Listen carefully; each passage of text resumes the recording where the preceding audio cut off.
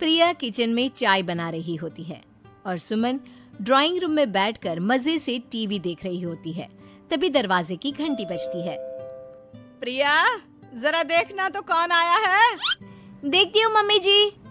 प्रिया दरवाजा खोलती है तो सामने पड़ोस वाली विमला आंटी खड़ी होती है। नमस्ते आंटी जी, कैसी हैं आप?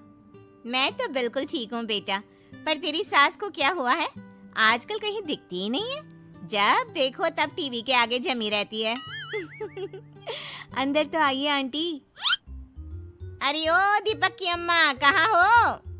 अरे विमला, आओ आओ, क्या बात है, बड़े दिन बाद याद आई तुम्हें मेरी। मैं तो हमेशा ही तुम्हें याद करती हूँ, पर तुम ही गायब रहती हो और आजकल तो बाहर भी नहीं आती जाती। तबीयत तो ठीक है ना तुम्हारी? अरे तबीयत को क्या होना है, इस उम्र में तो कुछ ना कुछ लगा ही रहता है। मेरी छोड़ो, तुम ये बताओ कि क्या चल रहा है गली मोहल्ले में। तुम गली मोहल्ले की छोड़ो, चल तो तुम्हारे पड़ोस में रहा है। तुम्हारी नई सहेली आई है। मेरी कौन सी नई सहेली?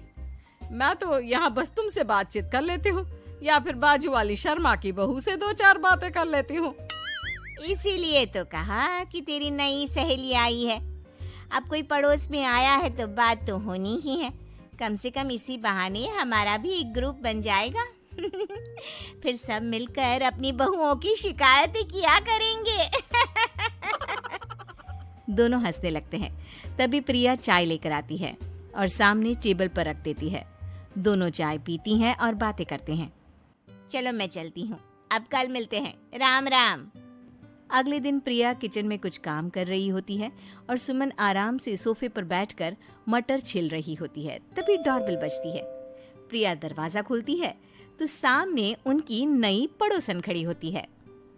जी, आप कौन? मैंने पहचाना नहीं। नमस्ते बेटा, मैं शारदा, आपके बगल वाले घर में अभी 2-4 दिन पहले ही शिफ्ट हुए हैं। ओह अच्छा अच्छा अच्छा, नमस्ते आंटी, अंदर आइए ना आप। देखिए तो मम्मी जी, आज कौन आया है। इतना कहकर प्रिया किचन में चाय बनाने चली जाती है। नई पड़ोसन को घर पे देखकर सुमन थोड़ा हैरान हो जाती है। नमस्ते बहन जी, मैं शारदा, आपकी नई पड़ोसन। अच्छा अच्छा, आप हैं हमारी नई पड़ोसन। आइए आइए, और बताइए कैसी हैं आप? जी बिल्कुल ठीक हूँ। वो दरअसल घर पर छोटी सी पूजा रखवाई थी, बस उसी का प्रसाद देने चली आई। सोचा इसी बहाने नए पड़ोसियों से भी मुलाकात हो जाएगी। ये तो बहुत अच्छा सोचा आपने। सुमन प्रिया को आवाज लगाती है। अरे ओ बहू, जरा चाय पानी का तो आके पूछ लो। ये आजकल की बहुएं भी ना, जब तक बोलो नहीं तब तक कुछ नहीं करेंगी। आई मम्मी जी। प्रिया चाय लेकर आती है। दोनों बैठकर चाय पीती हैं और खूब सारी बातें करती हैं। अच्छा बहन जी, अब मैं चलती हूँ, फिर मिलते हैं। अब तो आना जाना लगा ही रहेगा। शारदा के जाने के बाद प्रिया किचन से बाहर आती है। क्या बात है मम्मी जी, आप दोनों को देखकर तो लगा ही नहीं कि पहली बार मिल रही हो। आप दोनों तो बिल्कुल बिछड़ी हुई सहेलियों की तरह बातें कर रही थी। अरे जब दो औरतें मिल जाती है ना, तो बातें अपने आप ही निकल आती है। अब तू अपने काम पर ध्यान दे, बातों पे नहीं। ऐसे ही कुछ दिन बीत जाते हैं। अब सुमन और शारदा अच्छी सहेलियां बन गई होती हैं। दोनों एक साथ मंदिर जाती, मार्केट जाती और कभी कभी तो विमला भी इनके साथ मिलकर खूब हंसी ठिठोली करती।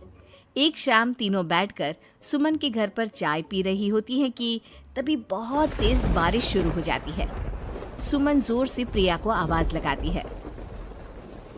प्रिया, ओ प्रिया, देख कितनी तेज बारिश हो रही है। जाके छत से सारे कपड़े ले आ, नहीं तो सब भीग जाएंगे। सुमन 2 बार आवाज लगाती है लेकिन प्रिया का कोई जवाब नहीं आता। शायद प्रिया कुछ काम कर रही है, इसीलिए कुछ जवाब नहीं दे रही। अरे काहे का काम, आराम फरमा रही होगी महारानी। तभी प्रिया बीमार हालत में अपने कमरे से बाहर निकलती है। हाँ मम्मी जी, क्या हुआ? मेरी तबीयत थोड़ी ठीक नहीं है ना, इसलिए आग लग गई। अरे सारे कपड़े भीग गए और तुझे सोने से फुर्सत नहीं है। सबके सामने सुमन के मुंह से ऐसी बातें सुनकर प्रिया उदास हो जाती है और छत से कपड़े उतारने चली जाती है। सुमन, ये क्या बात हुई? प्रिया ने बताया ना कि उसकी तबीयत ठीक नहीं। इसलिए उसकी आंख लग गई। तुम भी ना खामखा उसे सबके सामने सुना दिया। अरे आप नहीं जानती शारदा जी, कुछ बहुएं ना बहुत आलसी होती है, घर का एक काम नहीं करना चाहती। ऐसा नहीं है सुमन, तुम्हारी बहू तो बहुत प्यारी है, तुम्हारी सारी बात भी तो मानती है। हाँ सुमन, तुम प्रिया के बारे में ऐसा क्यों सोचती हो?